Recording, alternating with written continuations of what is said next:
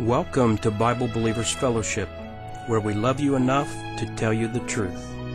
On these programs, you will be able to follow our expository study of the Authorized King James Version as we read verse by verse through books and occasionally tackle important topics for the purpose of helping Bible believers gain a thorough and accurate understanding of God's Word.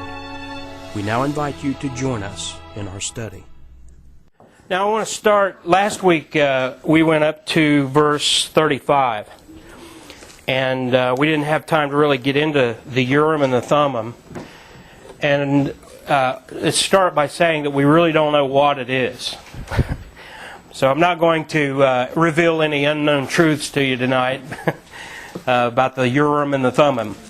But the Urim and the Thummim were placed in the breastplate, and they were used for communication. God would actually speak through these things somehow. We don't know exactly how. I've heard that the rabbis actually taught, and a group of rabbis taught and believed that each of the names of the children of Israel were on the stones on the breastplate, and when they would look at this, that God would actually light up the particular letters of words and then speak to them that way. And it's kind of weird, huh? And there's no evidence or no proof of that. That's just kind of a rabbinical tradition, and we don't know. But we do know that there was a very real communication that took place using the breastplate and the ephod. And so I want to start off by actually going over to 1 Samuel, and I want to show you kind of behind the scenes what happened between Saul and David.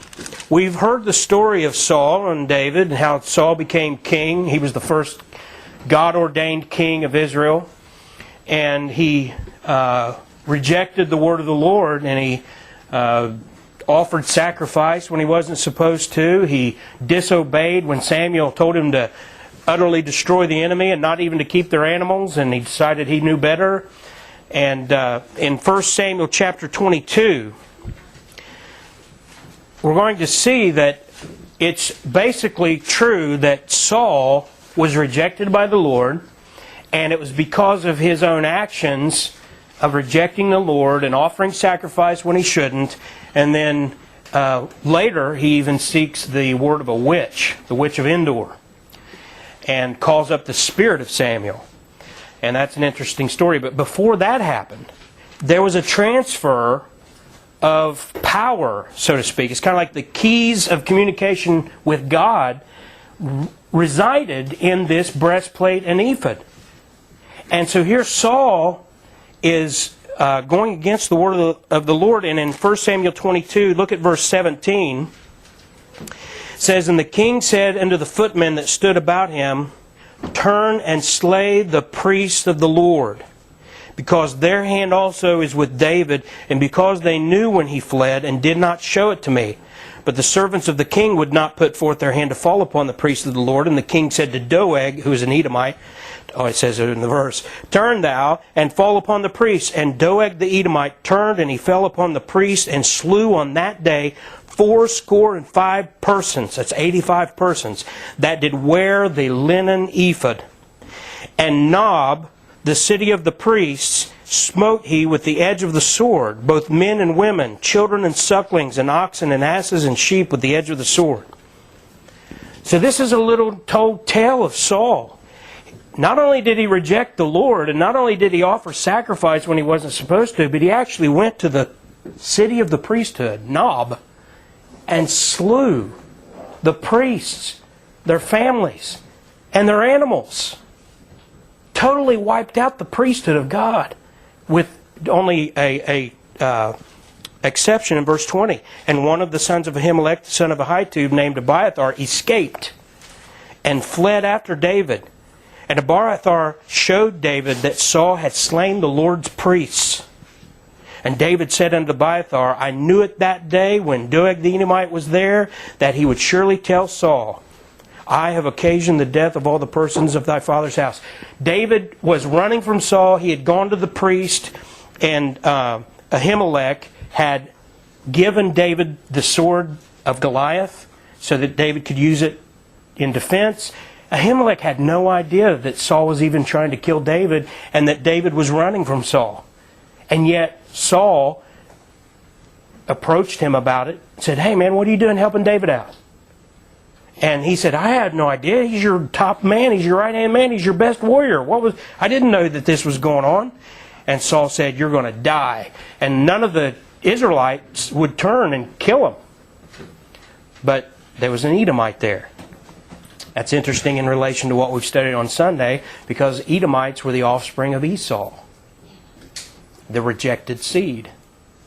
And so Doeg, one man, takes his sword out and just starts hacking these priests up and goes through their whole city.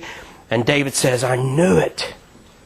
When Doeg the Edomite was there, I knew he would tell Saul." And then he lamented this. He said, "I have occasioned the death of all the persons of thy father's household," talking about Ahimelech and his offspring. Well, what's interesting is that David then seeks the word of the Lord, and look at what it says in verse 6 of chapter 23. "And it came to pass, when Abiathar the son of Ahimelech fled to David to Keilah, that he came down with an ephod in his hand." You see, that's how David communicated with the Lord. That's how David got his answers from the Lord. And that's when Saul lost his communication with the Lord.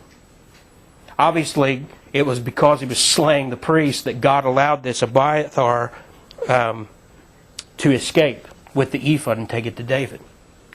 So that's just one example of how, now go back to Exodus 28, how this ephod and the Urim and the Thummim played out, or was used to play out, what was going on throughout the years of the kings.